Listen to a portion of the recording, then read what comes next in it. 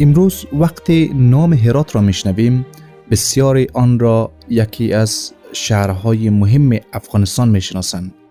شهری با پیشینه کهن، آثار تاریخی فراوان و جایگاه برجسته در تاریخ منطقه. اما کمتر کسی تصور میکند که روزگار این شهر یکی از مهمترین مراکز تمدنی جهان بوده است.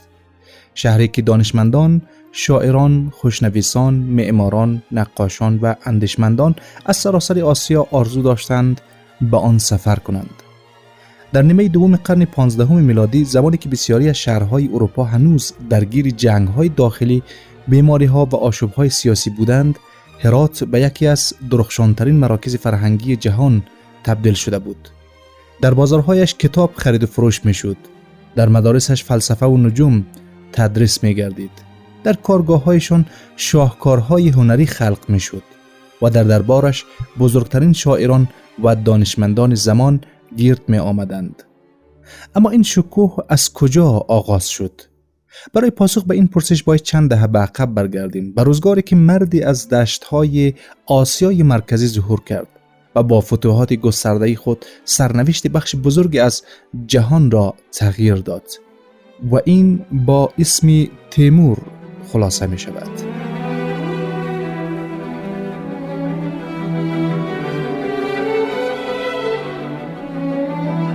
در سال 1336 میلادی در نزدیکی شهر کیش در ماوراءالنهر کودکی به دنیا آمد که بعدها تاریخ او را به نام تیمور یا تیمورلنگ شناخت. تیمور با هوش سیاسی و توانایی نظامی فوق‌العاده توانست قبایل ترک و مغول منطقه را متحد کند و به تدریج قدرت را در دست گیرد. در دهه‌های پایانی قرن 14 او یکی از بزرگترین امپراتوری‌های زمان خود را بنیان گذاشت. امپراتوری که از هند تا شام و از رود سند تا آناتولی گسترده بود. اما تیمور بیش از آن که یک سازنده باشد یک فاتح بود. او شهرهای بسیار را فتح کرد و در برخی موارد ویرانی‌های عظیمی به بار آورد. اصفهان، بغداد، دهلی و دمشق نمونه‌های از شهرهایی بودند که طعم حملات او را چشیدند. هرات نیز در مسیر فتوحات تیمور قرار گرفت. با این حال سرنوشت هرات با بسیاری از شهرهای دیگر تفاوت داشت.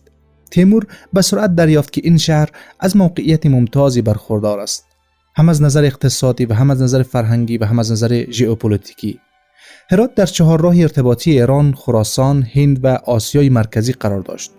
کاروان‌های تجاری از آن عبور می‌کردند و از قرن‌ها پیش یکی از مراکز مهم علمی و فرهنگی منطقه بود. به همین دلیل اگرچه هرات نیز آسیب‌هایی از جنگ‌ها دید، اما به زودی به یکی از مراکز اصلی حکومت تیموری تبدیل شد.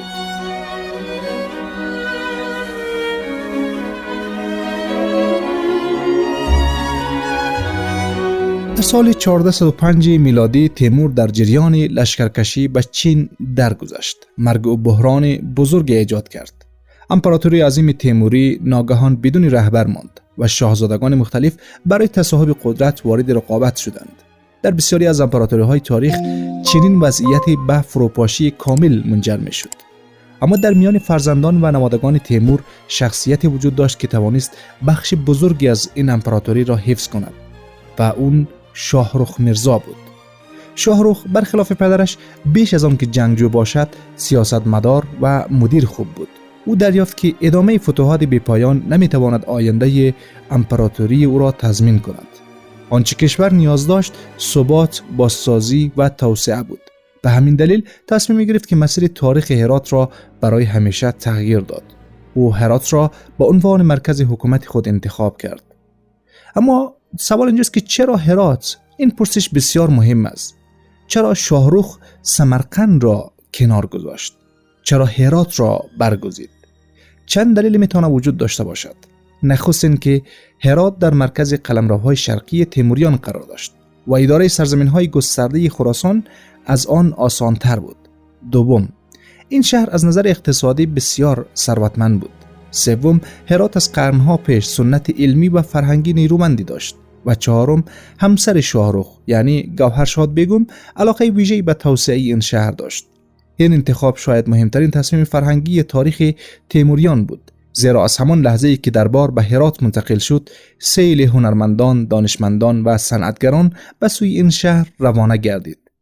گوهرشاد بیگم زنی که چهره هرات را تغییر داد. اگر بخوایم از مهمترین شخصیت فرهنگی عصر تیموری نام ببریم، شاید حتی پیش از شاهرخ باید از گوهرشاد بیگم یاد کنیم و نام او را بار بار باید تکرار کنیم. او تنها همسر پادشاه نبود. گوهرشاد بیگم یکی از بانفوذترین زنان تاریخ جهان اسلام محسوب می شود و این نه تنها در سیاست نقش داشت، بلکه بزرگترین حامی پروژه های فرهنگی و معماری عصر تیموری بود. در دوران او مسجدها، مدرسه ها، خانقاه ها، کتابخانه ها و مجموعه های معماری با شکوه ساخته شد. مشهورترین یادگار او در هرات مصلی هرات بود، مجموعه عظیم شامل مدرسه، مسجد، آرامگاه و مناره های با شکوه. مورخان آن زمان از این مجموعه به عنوان یکی از زیباترین بناهای جهان اسلام یاد کردند. متاسفانه بخش بزرگی از آن در سالهای بعد نابود شد، اما مناره های باقی مانده هنوز نشانی از عظمت آن دوران هستند.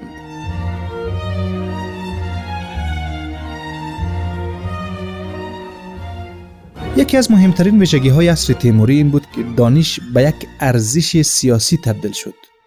پادشاهان تیموری می‌خواستند نه تنها فاتح بلکه حامی علم و فرهنگ نیز شناخته شوند.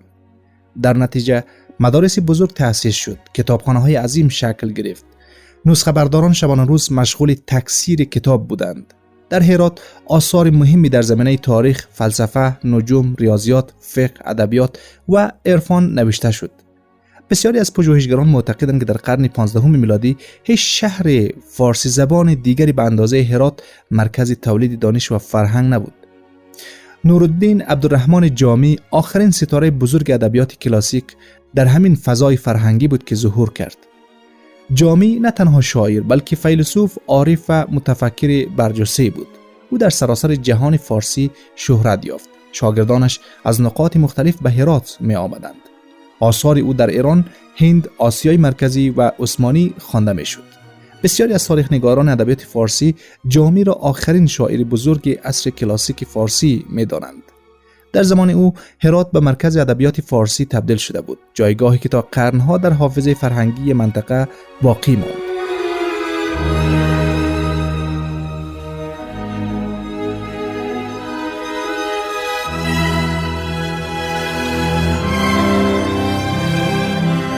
اگر شاهرخ و گوهرشاد بنیانگذاران عصر طلایی هرات بودند، بدون تردید دوران سلطان حسین بایقرا را باید اوج این تمدن دانست.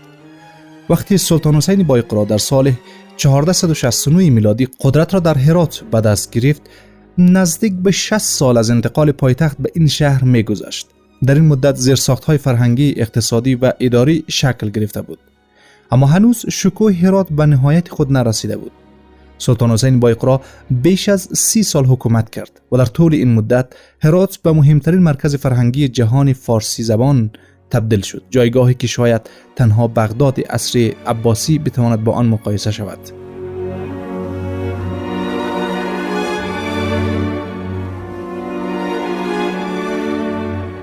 برای درک جایگاه هرات در اواخر قرن 15 میلادی باید تصور کنیم که اگر دانشمندی در بخارا زندگی میکرد، اگر شاعری در تبریز بود، اگر خوشنویسی در شیراز فعالیت میکرد و یا اگر تاجری در سمرقند کسب و کار داشت، احتمالاً آرزو داشت روزی راهی هرات شود.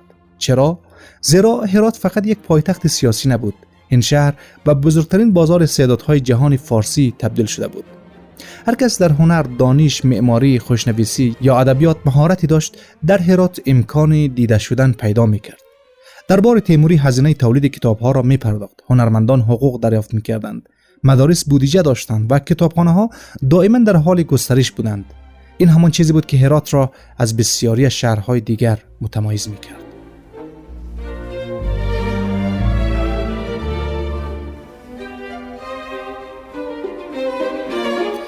در کنار سلطان حسین بایقرا نام یک شخصیت دیگر نیز باید با احترام یاد شود: علی شیرنوایی. او وزیر، سیاستمدار، شاعر، اندیشمند و یکی از تأثیرگذارترین چهره‌های فرهنگی تاریخ آسیای مرکزی بود. علی شیرنوایی فقط یک مقام حکومتی نبود، او به نوع مدیر پروژه فرهنگی هرات محسوب می‌شد. بخش بزرگی از مدرسه ها، کتابخانه ها، پل ها، کاروانسراها و بناهای عام المنفعه به ابتکار یا حمایت مالی او ساخته شد. در منابع تاریخی آمده است که او 10 مدرسه، مسجد، رباط و مرکز خیریه ایجاد کرد. او همچنین از شاعران، نویسندگان و هنرمندان حمایت میکرد و بسیاری از استعدادهای جوان را به دربار معرفی مینمود. به همین دلیل است که برخی تاریخ نگاران از مثلث طلایی هرات سخن میگویند: سلطان حسین بایقرا، علی شیرنوایی و جامی.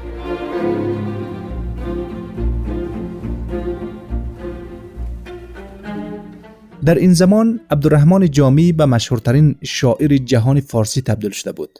نفوذ او تنها به خراسان محدود نبود. در هند، مناطق عثمانی، ایران و آسیای مرکزی آثارش خوانده میشد. خانه جامی در هرات به محل رفت و آمد دانشمندان و شاگردان تبدیل شده بود. او علاوه بر شعر، در عرفان، فلسفه و علوم دینی نیز جایگاه برجسته‌ای داشت. شهرت جامی چنان گسترده بود که حتی پادشاهان دیگر سرزمین‌ها برای او نامه می‌نوشتند و آثارش را درخواست می‌کردند. وجود چنین شخصیتی در هرات نشان دهنده این است که این شهر در واقع به مرکز تولید اندیشه و فکر تبدیل شده بود.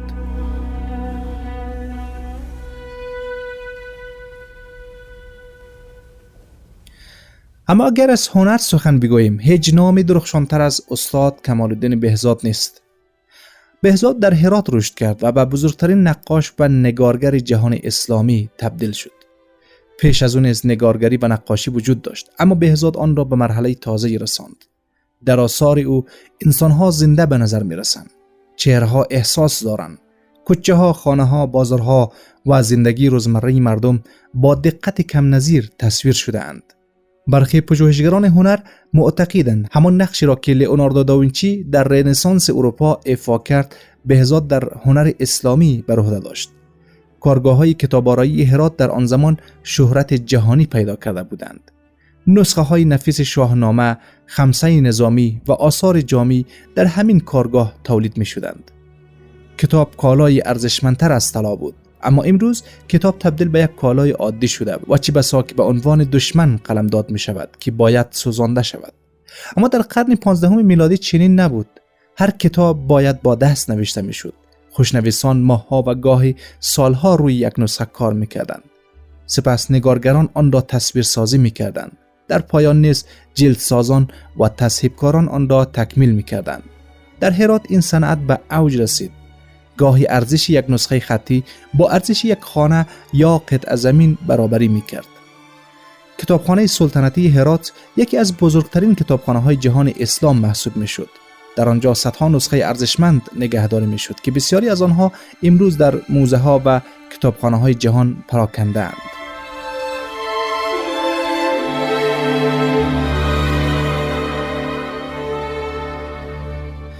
زندگی روزمره در هرات چگونه بود؟ اغلب وقتی از تاریخ سخن میگوییم فقط پادشاهان و جنگ‌ها را میبینیم. اما مردم عادی چگونه زندگی میکردند؟ منابع تاریخی تصویر جالب از هرات آن زمان ارائه میکنند. شهر دارای بازارهای بزرگ و تخصصی بود. بازار پارچه فروشان، زرگران، کتاب فروشان، سفالگران و آهنگران هر کدام بخشی ویژه‌ای داشتند. کاروان‌هایی از هند، چین، فارس، ماوراءالنهر و حتی سرزمین‌های دورتر وارد شهر هرات می‌شدند. در خیابان‌ها، کوچه‌ها، سرک‌ها صدای زبان‌های مختلفی شنیده می‌شد. تاجران ادویه از هند می‌آمدند، ابریشم از چین می‌رسید، سنگ‌های قیمتی از بدخشان آورده می‌شد و کالاهای تولیدی هرات به نقاط دیگر صادر می‌گردید.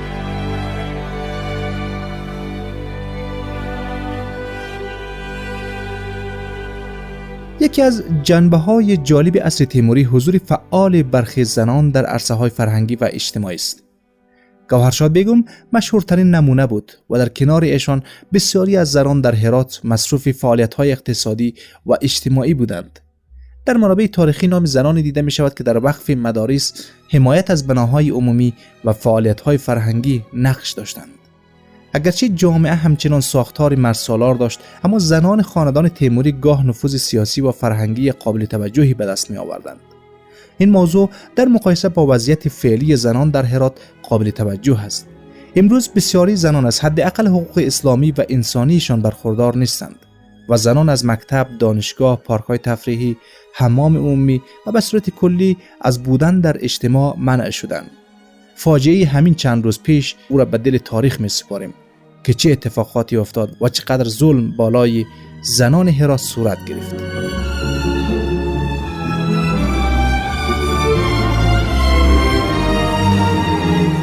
شهرت هرات فقط به جهان فارسی محدود نبود.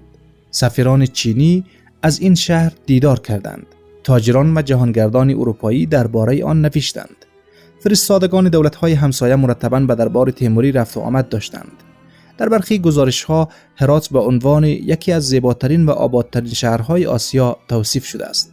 در واقع هرات در آن زمان بخشی از شبکه بزرگ ارتباطی جاده ابریشم بود و نقش مهمی در انتقال کالا، دانش و فرهنگ میان شرق و غرب ایفا می‌کرد. اما شکوه همیشگی نیست. در حالی که هرات در اوج قدرت و ثروت قرار داشت، در شمال نیروهای تازه‌ای در حال شکل گیری بود. ازبکان تحت رهبری محمد شیبانی خان روز به روز نیرومندتر می شدند. در غرب نیز صفویان در حال ظهور بودند. این دو قدرت جدید به زودی سرنوشت هرات و تیموریان را تغییر می دادند. تمدنی که بیش از 60 سال برای ساختنش زمان صرف شده بود، به تدریج وارد مرحله تازه‌ای می شد. مرحله‌ای که با جنگ، رقابت سیاسی و در نهایت سقوط همراه بود.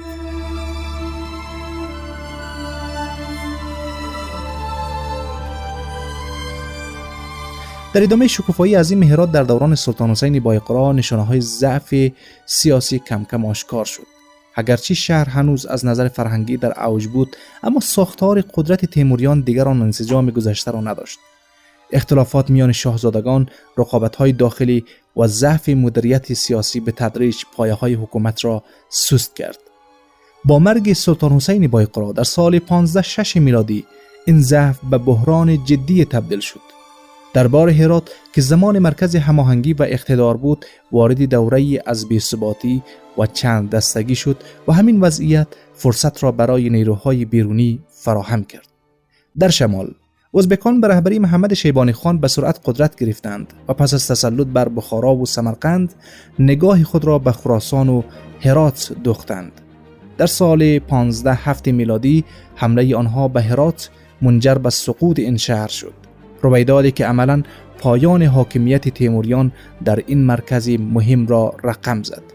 با این سقوط هرات جایگاه سیاسی خود را از دست داد، اما میراث فرهنگی و هنری آن از میان نرفت. بسیاری از هنرمندان، دانشمندان و سنت‌های فکری این دوره به مناطق دیگر منتقل شدند و در شکل گیری فرهنگ‌های بعدی به ویژه هنر نقاشی، میناتوری، حکاکی و ادبیات در ایران و هند تأثیر گذاشتند.